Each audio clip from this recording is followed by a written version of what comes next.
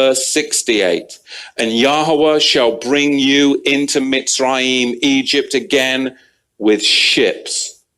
And the way of which I said to you, you shall see it no more again. And there you shall be sold to your enemies for slaves and female slaves, and no man shall buy you. And that is what happened to the regal class of the house of Judah. And I want to give you a brief history. I won't go into it too much, but I can't just make that statement because there'll be people that'll push back. But I want to give you a brief history on slavery.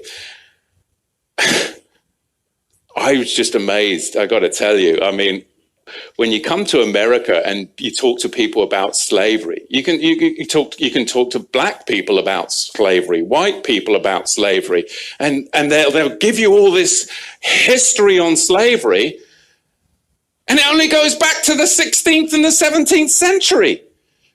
And you're like, don't they teach you the history of slavery? Why? Ask the bloody question. Why are they only teaching you the history of slavery as far back as the 16th and the 17th century? Why are they only going that far back? Because they don't want you to go farther back than that, because then you'll actually find out the truth. But from the 16th and 17th century, we'll teach you about slavery. You've got to go further back, and you've got to understand and question, why do they do this throughout the whole of America in all the public schools? Why do they only go back as far as the 16th and the 17th century to talk about slavery? We've got to go further back than that.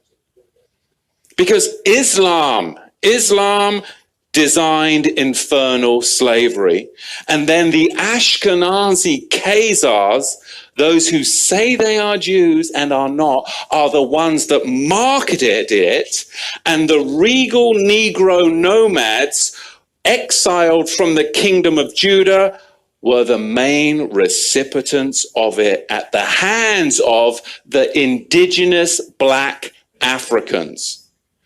Because you've got to understand, the regal class of the house of Judah came down from Israel, and they came into the land of the black Africans. And the black Africans resented the regal class of the house of Judah in their land, because they had laws, they had customs, they had civility. And they were a regal class of Negro that came down into Africa. And later on, it was the Ashkenazi, the Islamic slave traders as well, that then worked together with the indigenous black Africans to enslave the regal house of Judah. It was the Ashkenazi, the Islamic slave traders as well, that then worked together with the indigenous black Africans to enslave the regal house of Judah.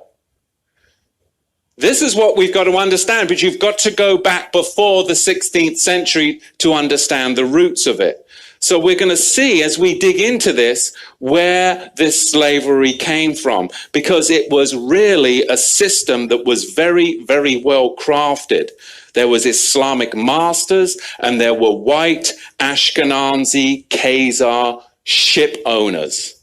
There were the buyers and the sellers. And they're not going to fill you in on all of this, but really you've got a four-tier system. Number one, you have the Negro nomads that were exiled from the kingdom of Judah. Number two, you had indigenous black African hunters that resented the regal Negro nomads that had come into their territory with their own customs, with their own laws that were different and would not assimilate into their tribal culture. They were their own tribe.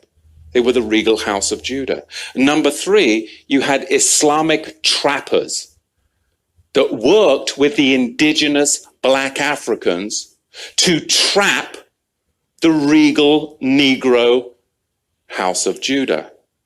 And then you had them sell them to the Ashkenazi ship merchants, along with many Portuguese and British Ashkenazi.